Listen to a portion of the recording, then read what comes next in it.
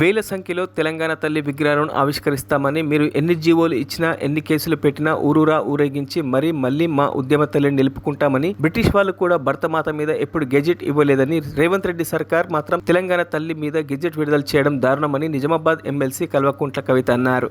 కొత్త విగ్రహాన్ని పెట్టి ఇగో ఈమెనే మీ తల్లి, మీరు ఇదే విగ్రహం పెట్టాలి, ఈ విగ్రహం తప్ప ఇంకో రకంగా ఈ విగ్రహాన్ని మార్చి పెడితే కేసులు పెడతామని చెప్పి బాజాప్తా గెజెట్ చేసినటువంటి ప్రభుత్వం రేవంత్ రెడ్డి గారి ప్రభుత్వం. బ్రిటిష్ ప్రభుత్వం కూడా ఎన్నడూ భరతమాత మీద గెజెట్ ఇవ్వలే, కానీ రేవంత్ రెడ్డి సర్కార్ మాత్రం తెలంగాణ తల్లి మీద గెజెట్ ఇవ్వడం అన్నది చాలా దారుణం. ఎందుకు ఇంత పిరికితనం అని కూడా ఒకసారి ఆలోచించుకోవాలి. ఎందుకంటే బతుకమ్మ మీరు తెలంగాణ తల్లి రూపం మార్చేది ప్రజల ఆమోదం ఉన్నట్టయితే అసలు జీవోతోనే అవసరం ఏముంది? ఇంకో రకంగా పెడితే కేసులు పెడతామని బెదిరించేటట్టు గెజెట్ ఇవ్వాల్సిన అవసరం ఏముంది? ఇంత పిరికితనం ఏంది?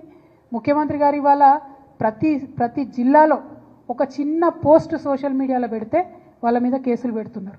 వాళ్ళ మంత్రులు ఫోన్ చేసి బెదిరిస్తున్నారు, వాళ్ళ నాయకులు ఫోన్ చేసి బెదిరిస్తున్నారు. ఓన్లీ బీఆర్ఎస్ కార్యకర్తలనే కాదు, సామాజిక మాధ్యమాల్లో ఒక ప్రెస్ మిత్రుడు పోస్ట్ పెట్టినా కూడా ఫోన్ చేసి బెదిరించేటటువంటి పరిస్థితి వచ్చింది. మీకు తెలియదానే మీరు చూడలేదా ఎన్ని తిట్టిరు కేసీఆర్ గారిని? పెట్టినరా కేసీఆర్ గారు కేసులు? ఒకసారి ఆలోచన చేసుకోవాలి. ఇవాళ యూట్యూబ్లు నడుపుతున్న మిత్రులు కావచ్చు, ఇవాళ మీడియాలో యాక్టివ్గా ఉన్న మిత్రులు కావచ్చు, సోషల్ మీడియా మిత్రులు కావచ్చు, మరి ఇంత పిరికితనం ఈ గౌరవ ముఖ్యమంత్రి గారికి ఎందుకుంటుంది అన్నది ఒక్కసారి మనందరం కూడా ఆలోచించుకోవాలి.